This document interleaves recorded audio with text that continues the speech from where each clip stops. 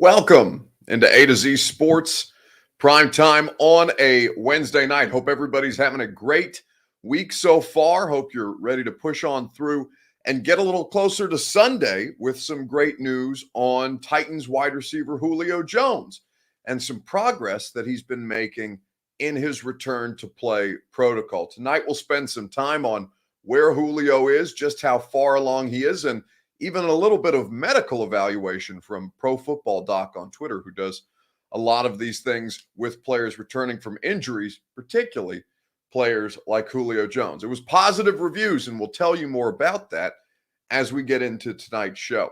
We'll talk about what game it will be essential for the Titans to make sure that they have Julio Jones active for out of the 5 remaining games on the Titans 2021 schedule. Then we'll spend some time talking about Harold Landry because he has been an absolute hellion on the Titans defensive line, and they need to continue that production moving forward. Seems like he had a little bit of, he wasn't completely right, even though he was not frequently on the injury report. He did spend some time on the injury report pre-bye, but at this point, it's all systems go and all hands on deck as they try to make this playoff push and potentially for a first-round bye. We'll do all of that. You'll hear from Mike Vrabel. You'll hear from, or you'll see rather, not hear from, but you'll see Julio Jones at practice today. But first, I need you to share this show. If you're hanging out with us on Twitter, you can retweet the show. You can do that in the bottom right-hand corner of your screen. Retweet the show and get your Twitter folks involved. If you are Facebook living tonight, share now to public is the way that gets done. It's in the bottom left-hand corner of your screen. Subscribe to the channel on YouTube or on Twitch. We'd be greatly appreciative of you doing so wherever it is that you choose to consume us. And now that more of you are here, we can go ahead and begin the show officially. Welcome into A to Z Sports Prime Time on a Wednesday from the DraftKings Sportsbook Studios. I'm your host, Buck Rising. I'm proud, as always, to be presented to you by the fine folks at Two Rivers Ford. Two Rivers Ford since 1983, making sure that you have the best possible customer service always put at the forefront anytime you choose to visit them in Mount Juliet or online at tworiversford.com. Of course, you know that the place that you can go for the best real estate intel in Nashville is the Ashton Real Estate Group of RE/MAX Advantage at GaryAshton.com. The official real estate agent of the Titans and the Predators, as well as Prime Time, is Gary Ashton. The Brymak Mechanical, Brymak.com, B-R-Y-M-A-K. Brymak Mechanical will give you satisfaction guaranteed on all of your HVAC needs. And, of course, you know that the place that you need to be making money when you're wagering on live sports is DraftKings Sportsbook using the promo code A to Z Sports that I'll tell you more about later on in tonight's program. And now we can talk about the good news of Julio Jones, the fact that he was out there at all today and some positive reviews from a medical perspective. Looking like Lincoln with that beard today, Buck, says the Mike Corwell. Yeah, the beard is getting, I think I might keep the beard. I don't know. Maybe we'll shape it up a little bit, but yeah, well, I don't know that Lincoln-esque is the look that I'm going for. Did I see the power rankings? No, Mark, I don't look at power rankings. I don't care about power rankings. And hopefully if I do one thing, if I accomplish anything in my career, Mark, it will be for you to not care about power rankings either, because power rankings are dumb and they don't mean anything. So let it go and let God. But we have to talk about Julio Jones, of course. This is a situation where there's a 3-week window from Monday for the Titans to have to activate him to their 53-man roster. So they're now 2 days into the process at this point. Tomorrow will be 3. They can activate him at any point to the active roster between tomorrow, basically, and that 3-week period. But it is looking like he'll be able to go. Now, they're going to continue to test things out throughout the course of the week. I think that if they do activate him, it'll be later in the week after they've had a larger sample size to see his body of work and physically his body and how it holds up under a return to play protocol. But they've done this specifically designing it with the intent to get him back for this stretch run. Now, Puka brings up an important point. So why did Trainer have Julio working with a tether at times? This is standard, right? They're, especially if they're not active, they are going to not have him, not have him be a full participant. They're going to continue to get him warm, get him loose, get him comfortable with what he's being asked to do, no matter how simple or how minimal it is at this point. You can trust and know that Julio Jones knows the playbook and will make plays if he's available. But the problem is they have to keep him available at this point. And so for him to be working with a trainer, I don't think a setback necessarily based on what we saw from practice today, but just kind of precautionary measures as they work through this thing. Because it's not going to be, hey, he's designated to return, all systems go, let's get this guy out there. No, I don't necessarily think that that is the process that we should expect with Julio Jones. But I want to start with your Two Rivers Ford take. Before we spend more time specifically on Julio, and I'll show you a video of Julio at practice. And this topic actually has a lot to do with Julio, certainly. I want you to pick one area for the Titans offense that they can show the most improvement against the Jags on Sunday. So as you try to get things healthy, and I'll go through the injury report with you, the first injury report post-bye, it looks a lot better than it did pre-bye. So you're fortunate for that as these things continue to have to be managed throughout the course of the season. But I want you to give me your Two Rivers Ford take.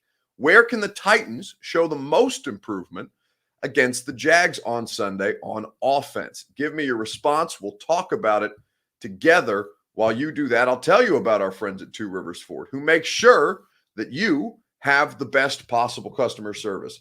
They have the Built For You program at Two Rivers Ford, which means that if inventory is not up to your liking when you go out and visit them at the dealership, if there's not a sufficient car selection for you, because of course, as is the case anywhere, inventory is limited, whether you're ordering a new couch or you're trying to get a new vehicle, they have the Built For You program so you can physically design the perfect car for you with any Ford, any color, any customizable accessories. They'll manufacture it and they'll deliver it right to your door. It's one of the many reasons why Two Rivers Ford is the best in the game. Two Rivers Ford in Mount Juliet, or do your window shopping online at tworiversford.com. So where can the Titans show the most improvement against the Jacksonville Jags this Sunday on offense? I think that this is an important part of the conversation that will also include Julio Jones. So take into account the fact that obviously turnovers have been a big issue. The injury report and who's available, or more likely who's not available, factors into this conversation as well. But you go through things like, for example, red zone efficiency. And we'll spend some time on this in a variety of different ways. I'm curious to know where you guys think they stand to improve the most, where they can improve the most on offense. Ruben says, I would love to see the tight ends get more involved in the passing game. And it's a good point, Ruben, right? Because Anthony Ferkser, Mike Vrabel's been asked about this. We've talked to Ferkser about this. And what Ferkser is a third down package player. He's not a full-time starting tight end. In fact, your full-time starting tight end is Jeff Swaim. So you look at Swaim with now the expectation of starter as the most complete of the players. And yeah, Jeff Swaim is invited to step up at any point in time. Now, can Ferkser do more? Of course. But you have to go into this with the understanding that he is limited to the third down packages and special teams that they have him in on. So you're not looking, I think a lot of people are still looking at Ferkser as tight end one, and it's not tight end one. It's tight end kind of like the running back at this point. It's tight end by committee, and Michael Pruitt does different things than Jeff Swaim does, and Tommy Hudson, when he's available, does different things than Ferkser does. On and on and on it goes. But yeah, I mean, any consistent production. I think Michael Pruitt has 3 touchdowns on the year thus far. In fact, you'll see one of them here in just a second, because I think there are places that they can improve specifically that Mike Vrabel talked about this week on his coaches show, which the Titans put out on their social media channel. I think it airs on Channel 2 here locally in Nashville, WKRN as well. But the Mike Vrabel show, it's Mike Keith, voice of the Titans, who was on the radio show today. Mike was great, as always.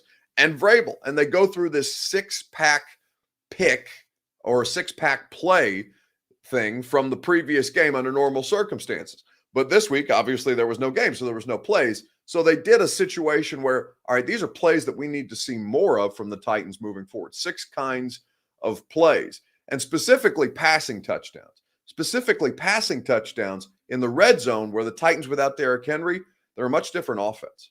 Play number 2, let's talk touchdown passes. Want to see more of those down the stretch from Ryan Tannehill. Here's a good one to Michael Pruitt. Yeah, good hard sell play action there. Ryan's able to drift. The protection's there. You see everybody getting sucked up inside. Pruitt goes down there, sells it, slips out of there, and so good he caught it twice. He caught it twice. He's caught 3 on the year, Michael Pruitt.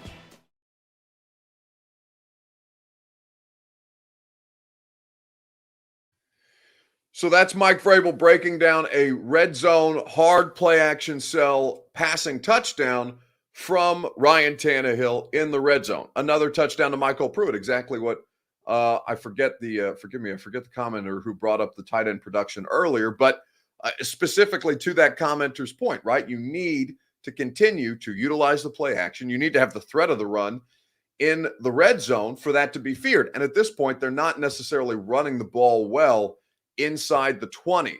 From 20 to 20, they've moved the ball certainly well against the New England Patriots, and they're still kind of finding their way without Derrick Henry as to what's sustainable, and they still haven't done it with the threat of a downfield passing game at this point. Ahmad Al-Mansour says, can we throw a couple trick plays, a little creativity? I mean, what? You're not running your normal offense well enough, and so I understand the need for trick plays, but like, you don't want to get too cute. Like trick, and I don't know that, like, what is your definition of a trick play, right? Like, I don't think that you're ascribing, like, what is an example for you, Ahmad? Maybe give me an example of what you want them to run more of, because I don't necessarily know how you're defining trick play, right? Like, Derrick Henry in the Wildcat isn't a trick play. It's a package. It's an offensive package specifically designed. Now, maybe it's not conventional, but it's not necessarily a trick play. The Titans have it on film. Defenses have seen it on film, and they run it. The kind of plays. I mean, they've done it with Cam Batson. They've done it with Adrian Peterson. Like, it's not necessarily a trick play type of situation, but I need a more specific definition, Ahmad. If you can give me an example of what meets your definition of a trick play, because don't get too cute. Run your offense well enough, and you won't have to worry about getting these kind of. I mean, Luke Stocker, the tight end carry for a tight end or a fullback carry for a tight end who's really never carried the football or hasn't since high school. I don't know if you call that a trick play. It's a specific offensive package that was put in place by Matt LaFleur when he was the offensive coordinator here. And it's not there. Flea flicker, I don't think is a trick play, right? Flea flicker, I mean, maybe it's designed to confuse you, but again, trick play and elite are things that are overused. And I've said it, the phrase way too many times. People are asking me about Golden Tate. No, Golden Tate is not officially active. Golden Tate remains a practice squad player. I know he practiced today. He's possible. He's potentially. I think that they would prefer to have a situation where they call him up on Saturday before the game on Sunday, and then he immediately reverts after the game back to the practice squad. So they're not, I don't want to say wasting an active 53-man roster spot on him right now, but if they need to activate somebody this week, if they feel like they can activate somebody this week, then they don't want to burn a roster spot now when they don't have to, and they can basically have a freebie on Sunday by waiting to activate Golden Tate. If he's ready, by the way, I don't necessarily know that he's outright ready. He just hasn't played football, and he's 34 years old. I mean, he's played football. He played a lot of football, but he hadn't played football in a long time, and he hadn't played football at a high level in a long time, and he's just gotten into your system within the last, 10 days? So, yeah, I mean, Ryan Tannehill spoke today. He said he spent some extra time with Golden Tate, but like I don't know what you guys are expecting from Golden Tate. It's not going to revolutionize what you are. He's 2 years older than Julio Jones. And I guess the idea of Golden Tate is attractive to you, but the idea of Golden Tate is not, I mean, it's not Detroit Lions Golden Tate. It's not Seattle Seahawks Golden Tate. It's just kind of a, it's a 34-year-old wide receiver who wasn't getting calls. I mean, maybe getting calls. Let me not say that, but who wasn't gaining enough traction to be on another practice squad at all. So we'll see how things go. He's just a body at this point. And I think that's okay. I just, I would just say, don't get caught up in the name stuff. And inevitably people are going to get caught up in the name stuff. So whatever, not that deep. Also getting a lot of questions about Zach Cunningham, who was the released Texans linebacker. If the Titans are like 26th in the waiver order, if he makes it to them, then I don't know necessarily that you want him, because there's probably something deeper going on there. I know that the Titans worked out. I told you guys earlier in the week, that the Titans worked out linebackers. But I don't think that Zach Cunningham, who's a very talented player and who's 26 years old, is something that not more teams wouldn't like. So don't get caught up in just because you recognize his name. Let's see. Damian Morgan asks me, why don't they run Tannehill more? Well, because they don't want to get killed, Damian. I mean, what do you want him to do? He's not Lamar. I mean, he's not. He's fine when he makes plays with his legs. He is an above average ball carrier when they put him in situations to make plays with his legs. But if they do it more often, then people are going to expect it, and you can't have them expect it, because you're going to get your quarterback killed. And that is not a sustainable situation. It's an effective usage in certain situations, and it can't be. It has to be an infrequent enough situation where defenses aren't regularly expecting it, because once they come to regularly expect it, a quarterback who's already getting the holy hell beat out of him this season, you're going to set him up for more punishment. And they, of course, don't want to do that. It's about protecting the quarterback first and foremost. There's the amount of bootlegs that they're running when he gains. You can do that fine. You don't need to increase the amount of it just because you've seen it work a couple of times. That doesn't mean that it's going to be sustainable. You know who does a lot of running with their quarterback? Josh Allen. And you know why? Because they can't run the football with anybody else, and their offensive line is bad. Don't live that life. It's not a pleasant one. Just ask Josh Allen, because he's having to make plays, and Ryan Tannehill is good. Ryan Tannehill is not Josh Allen as far as mobility is concerned. So you don't want to further expose your quarterback to damage. It's not wise in any stretch of the imagination. Damian Morgan says that will set up play action. No, Damian, I think I'm not questioning your understanding of what you're seeing, but I think that you are misguided in what it takes to set up play action. The idea that you need to consistently run the ball to set up play action is a bit of a misconception. Now, does it help you if you have the threat of a competent running game? Of course, but the amount of play action that you call or don't call is not predicated on how often you're running the ball or who you're running the ball with. Like, it's not a one-to-one comparison. Like, one does not automatically equal the other. So I think you're a little bit, you're not outright incorrect, but I think you're a little bit misguided about what results or what can create effective play action or run action passing, where the difference being where, as opposed to pass protecting in play action, the offensive line is run blocking and it's a run action pass. So there's a lot of different ways that you can look at that. And yeah, as Ken Caniff points out, staying ahead of the sticks more than anything, not being in 3rd and 6 where you need to rely on running the quarterback, or you're trying to rely on running the quarterback, helps you be efficient in play action. Being good on 1st and 2nd down so you don't have to play a bunch of thirds makes your life a hell of a lot easier at this point. So let's keep it moving, and let's continue to talk about Julio Jones. I want to show you guys a video of Julio Jones here in just a second. Joseph Marshall said, what did you say about Tate? Joseph, I mean, for the sake of keeping the show moving, there's a replay and there's a podcast, so you can catch it afterwards. Because we've already spent too much time on a player who's not on the active roster. So for the purposes of Julio Jones, the question that I want to ask you guys is this: what game? So the Titans have 5 games remaining, right? Let's pull up their full schedule and let's go through this together. The Titans have 5 games left in this 2021 season.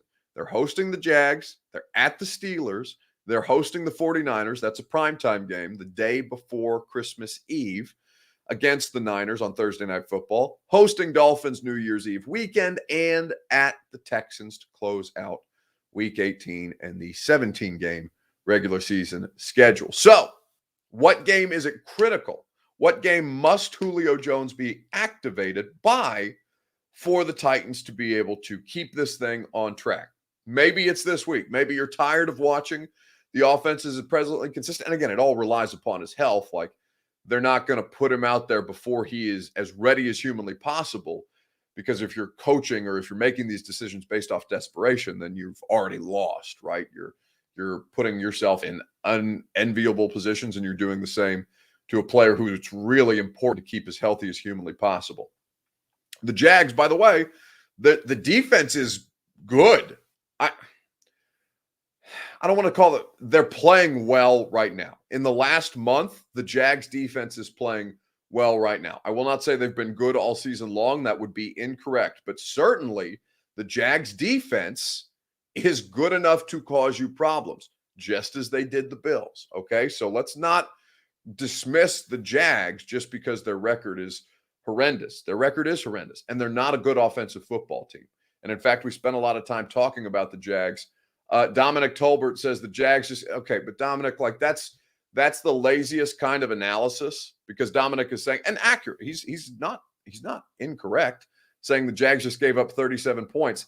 How many games did the 2019 Titans defense have to survive through because Marcus Mariota wasn't good enough on offense before they made the switch to Ryan Tannehill? Do you remember? And I don't want to be dismissive, Dominic, but this is a particularly bad kind of analysis that I want to kind of walk through you with. Don't just look at the final box score, because if you're just box score scouting, you would say, oh, look at what happened between the Chargers and the Bengals. The Chargers clearly, I mean, they put 40 points on the Bengals. It's clear that Justin Herbert and the Chargers kicked the Bengals' ass, which is not accurate in the least. If you look at this game, the Jags lost that game. The Jags defense gave up points. They gave up yardage. But they are playing well enough when their offense is put in positions to keep them in games. They're having to play as well as humanly possible because the offense is averaging like 15 points per game. So don't give me 37 points. Don't give me the box score. I know what the box score is. Did you watch the game? Did you see how the Jags defense executed? Are you aware of who's playing for the Jags defense right now? Because there's a lot of different parts this season. I'm not saying that to talk down to you, Dominic. I'm just saying that your analysis is misleading, and I don't want people to be misled in that way. I want you, and because we're just trying to have a smart conversation, right? We're trying to have a legitimate football conversation about X's and O's and about where the advantages lie, because you're playing a matchup game each and every week. Divisional games are always tough, says Mark Jones, because they are the teams that know each other best. Yeah, so we'll talk about that here in just a second. I'll show you Julio Jones, and then we'll talk about the Pro Football Doc health update that Julio Jones was given. I'll tell you about that right after I remind you that DraftKings Sportsbook has great offers for football fans. And I know, as football fans, we all love action-packed, high-scoring NFL games. But you don't have to worry about that with the latest no-brainer from DraftKings Sportsbook, of course, an official sports betting partner of the NFL. You'll be a winner once a single point is scored. New customers, even the Jags, who don't score many points at all. New customers who bet just $1 on any team to score can win $100 in free bets. It's that simple. DraftKings is safe, secure, and reliable. Best of all, you can deposit and withdraw your cash whenever you want. So download the DraftKings Sportsbook app now. Use promo code A2Z Sports. Bet $1 on any NFL team to score, win $100 in free bets. If they score, you score. With promo code A2Z Sports this week at DraftKings Sportsbook, an official sports betting partner of the NFL. Must be 21 or older. Tennessee only. Restrictions apply. See DraftKings.com/sportsbook for details. If you or someone you know has a gambling problem and wants help, call or text the Tennessee Red Line, 1-800-889-9789. So, as it relates to the Julio Jones situation, positive reviews at practice today from people who are qualified to make medical evaluations. Now, it's not coming from the Titans training staff because they're not going to give us the juice that way. But to watch Julio Jones in a few clips today, Pro Football Doc on social media was able to give an accurate assessment of just how comfortable they are, and he is, him being Julio Jones, with the hamstring right now.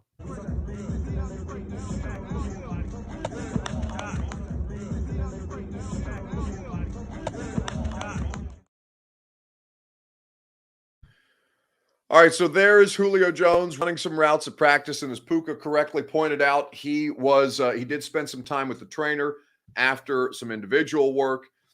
Fairly standard. We'll continue to monitor the situation. He may not be out there tomorrow, just for the purposes of trying to ramp him up in this return to play as cautiously as humanly possible, right? Because this is handled with care type of stuff for Julio Jones. So Pro Football Doc on social media is saying, yeah, he's wearing the right leg sleeve on the hamstring that he struggled with. Julio Jones has not necessarily run full speed, like he hasn't all the way opened it up, but he is running plays or routes at football speed, which is different, right, from 40 straight line speed. This is something that Mike Vrabel talks about with A.J. Brown and Derrick Henry all the time. Play strength and play speed are different than straight line speed, than running the 40. So with all of these things being said, I think that when you look at Julio Jones and you look at Pro Football Doc's assessment, you say, yeah, that's probably about right. And I don't know whether Julio is going to be available for the Jags game or not. I have no idea. But I know that they will need him, particularly against the Steelers, so that they're not just running into 8- and 9-man boxes against the best defense, I think. I can't say the outright best defense, but one of the best defenses in football right now. They do a lot of things very, very well at this point, and you need to be able to back that defensive front off with some kind of downfield threat in the vein of Julio Jones. Now, we know that A.J. Brown, the earliest that he would be potentially available is against the 49ers. So you're already working without that, and Marcus Johnson is done for the year because it's his second IR stint. At this point, there needs to be a focus on getting him back and him right, but it cannot be done at the expense of future games, right? Of sustainability. If they have to put Julio Jones on a pitch count, they have to put Julio Jones on a pitch count. And I think there's a lot of truth or a lot of focus on that at this time. Again, we'll watch the video and I'll read the Pro Football Doc note. Looks pretty good. Still does not open it up on the right hamstring. Would not say 100% yet. So you see the leg sleeve. You see Julio Jones running routes. There's many videos of Julio Jones running routes available to you on the A to Z Sports social media platform. So I would say that Julio Jones, as soon as he's 90% ready, get him out there. 85 even. Get him out there because you just need to keep winning games at this point. You may feel comfortable and confident in your position, given that you don't necessarily have the toughest strength of schedule left, but you've dropped 2 games to teams that were infinitely beatable, by the way. The Patriots are not some juggernaut. They're good. They're smart. They execute well, and they'll have a game plan designed to beat you. But at this point, the Titans beat themselves because they've turned the ball over 9 times in 2 weeks without creating a single turnover on defense. Let's read more of your comments here in just a second, right after I remind you about our friends at Brymak Mechanical. BRYMAK, Brymak.com. Satisfaction guaranteed on all of your HVAC needs. Brymak is the best in the business, commercially, residentially, ductwork to improve your air quality. Brymak does it all. 3 locations in Tennessee and in Kentucky to make sure that you get taken care of. BRYMAK, Brymak Mechanical. So, at this point, there's a lot. Steelers are playing for a playoff spot, and you would do well to continue to try and sink them. Now, they looked a lot better against the Ravens than they have in weeks, but kind of like Julio Jones, I don't know how many of those outright performances Ben Roethlisberger has left. I think there's a lot to be desired there about the Ben Roethlisberger experience. And I think the more that you kind of diagnose this thing, you have to kind of evaluate it and say, all right, for the purposes of Julio and for the purposes of trying to keep this guy capable, to try and keep this guy upright and mobile, you have to make sure that you are managing him throughout the course of the game. Now, you have a variety of pieces still to play with, and how Golden Tate factors into all of this, we do not yet know. He could be active. He could be a Saturday call-up. As we've said, he could not be ready, and they don't want to put the quarterback at further risk by jeopardizing the idea or putting in jeopardy the idea that Julio Jones is, or rather that Golden Tate may run an incorrect route or may not be on the same page all the way with the quarterback. Now, he may know a certain kind of package. He may know a certain setup. He may be perfect for third down. Get him out there. Let him run some plays. Try and get some productive snaps out of a wide receiver, a veteran wide receiver who understands how to, maybe not necessarily at this stage in his career, create separation consistently, but he understands schemes. He understands how to find the hole in the zone, and certainly working out of the slot, even though he's not primarily a slot guy. He plays a lot, or has played in his career, a lot on the outside. He's not just an outright possession receiver, but you need to find ways to get these guys contributing. I see Mark Jones saying Mason Kinsey. This obsession with Mason Kinsey, it confuses me. I feel like every time I'm asked about this, I end up sounding like I'm dismissing Mason Kinsey in a way that I don't want to. But for the purposes of guys who can contribute to the football team, if Mason Kinsey was good enough, they wouldn't have gone and pried Golden Tate's ass off the couch in Hendersonville and brought him in when no other NFL team was working him out at this point, or even had him on a practice squad. Like, run it through that every time you get ready to say Mason Kinsey, or, he's not on the practice squad anymore, Mekhi Sargent, or one of these guys who you saw kind of do well in the preseason. The preseason doesn't mean a damn thing. It doesn't mean anything. It means that guys are trying to show effort, energy, and competitiveness and versatility, not just as a wide receiver, not just as a running back, but can they play special teams too? Can they give you multiple things? Can they give you multiple things to justify an active roster spot at any given point? And the Mason Kinsey experience was thoroughly underwhelming. And again, this is not an attack on Mason Kinsey. It's just to say, if he was good enough, they wouldn't keep trying to bring in wide receivers. Danny Barnhill says Racey McMath. Again, Racey's not active yet. All of this hangs in the balance as you try and understand who will be available. And at this point, we're one day in. The injury report looks better. Rashaan Evans was a full participant. Jeremy McNichols was a full participant. Nate Davis was a full participant. So key players, even if Nate Davis or Rashaan Evans aren't your best players, these are starting players that have the familiarity, that have the chemistry, and that will find ways to make this thing look like it's supposed to look, or it was supposed to look when they started the year with a almost totally healthy roster. And then, Des Fitzpatrick's also in there, but the Des Fitzpatrick experience, we all need more. We all need more. He's costing the quarterback interceptions. He's costing, it's not one play that loses the game, but certainly in that loss to the Texans, he was as much an issue. He was as much as an issue as he was a contributor, even though he scored his first touchdown. You can't just look at the touchdown and say, oh, he made a good play. Not all, touchdowns are always good plays, but not all touchdowns are great plays by the individual who throws the pass. Ryan Tannehill has thrown some lucky touchdowns. I've seen Justin Herbert throw lucky touchdowns that could have been interceptions. It happens. Football's weird, right? It's funny that we spend so much time doing the analysis before, during, after, up until games every week because, there's always a random play that completely turned the tide of a game that makes complete and total sense to you on paper, and then something happens, and it's just football. Titans really need to get T.R. Tart healthy, says Donovan Romaine. They've held up okay. And the Jags, I'm not saying that Tart's a good player, and you're better with him, certainly. But in this game, the Jags offensive line is probably one of the most disappointing things about them. because that's a group who's been together, I think, coming up on 3 years together, and they've got a couple of top or first-round picks playing tackle, and Andrew Norwell, who got a big contract. I remember after he was with he was an All-Pro with the Carolina Panthers, and they have invested a lot into that offensive line, and this year it's just both in pass pro and really running the football.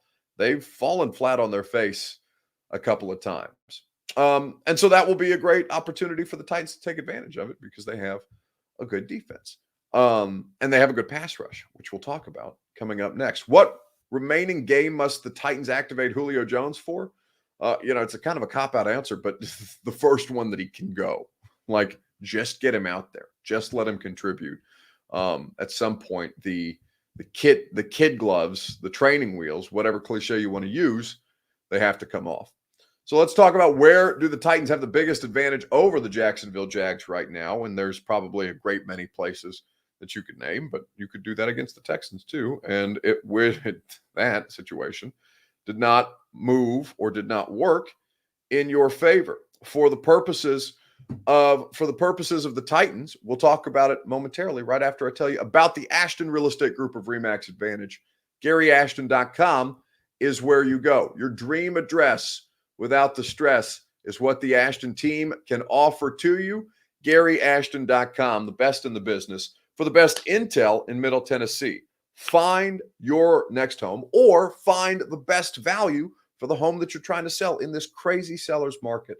Gary Ashton is in Nashville. His team is located in Nashville. They're not coming in from out of state trying to poach the Nashville real estate market and make just for the sake of turning the profit. No. The Ashton Real Estate Group of RE/MAX Advantage is trying to build and help sustain Nashville and Middle Tennessee as a community. They've done it so well for so many years. They'll continue to do it into the future because they've got the best intel at GaryAshton.com. So where is the clear and obvious advantage for the Titans over the Jags? Now, you could probably point at a lot of stuff. Matt Stanley says the head coach. I would say that most people in here, even if you are the staunchest of Vrabel deniers, even though he's probably the best coach of the year candidate that's out there right now. Belichick is going to make a good case, but Belichick should always make a good case. That's no different than any other year. Offensive line should be dominant, says Danny Barnhill. Are you talking about the Titans' offensive line? What evidence? I guess, Danny, I would push back on that. And I think the Titans have a fine offensive line. I think that when Saffold and Lewan are clicking, that they are as good a tandem on the left side of the Titans line as any in the sport, right? But consistent dominance is not something I've seen from the Titans offensive line. There are many factors that go into that, health being the chief one. And if Nate Davis is to stay on this track, he hasn't played all that well this season, but I feel good enough about David Quessenberry. I feel good enough about Taylor Lewan and Roger Saffold. I feel like Ben Jones is one of the most important pieces that nobody talks about. Maybe Ben gets some love. But I think that I don't have evidence that the Titans offensive line this season is a dominant force outside of some brief stints, some flashes, some glimpses of what they're capable of, and particularly what that left side is capable of. Now, I think Lewan, to his credit, when he plays, he's not always out there. He's not always been available this season, but when he plays, he looks really good. And I think that's being underrated a lot. The 5 sacks in the first game of the season, it's going to color a lot, fairly or unfairly. It's going to color a lot of the way people evaluate Taylor Lewan. But I think that there is something to be said about when he's out there, he's as good an option as they have. Because Danny says just meant this game. I don't think the Jags have a bad front. I really don't. It's the reason. It's one of the biggest reasons that they beat the Bills 9-6 a couple of weeks ago. It's about a month ago, almost. I think that was when the Titans played the Rams on Sunday Night Football. So I don't know necessarily that the answer to that is that the offensive line is going to dominate, because this is not a defense that I think is a pushover. Again, if you want to box score scout them last week against the Rams, you can do that. I can't stop you. I just think that's the incorrect way to do the analysis because the film, the game plan, does not indicate that the defense for the Jags was bad. In fact, they've been a big reason why they've been at all in games in the last month of the season. But the biggest advantage lies for the Titans defensive line against the Jags offensive line because they need more. I mean, Harold Landry's been great. Big Jeff has been great. They can do more greatness, more great work. Either way, they can do it against a bad Jags offensive line. Let's start with some pressure from Harold Landry. This is him in the Buffalo game. Yeah, these would be some good ones here, Mike. Harold inside, working with Jeffrey Simmons. Obviously the impact that they can make in the middle of the pocket and the ability for us to move Harold around different places. You see him coming in there, getting a pick, driving, 2-for-1 special on the guard. Really no chance there in the middle of the pocket. Harold Landry with 10 sacks and some fresh legs coming out of the bye. Play number 2, let's talk touchdown passes. Want to see more of those down the stretch from Ryan Tannehill. Here's a good one to Michael Pruitt. Yeah, good hard sell play action there. Ryan's able to drift. The protection's there. You see everybody getting sucked up inside. Pruitt goes down there, sells it, slips out of there, and so good he caught it twice. He caught it twice. He's caught 3 on the year, Michael Pruitt.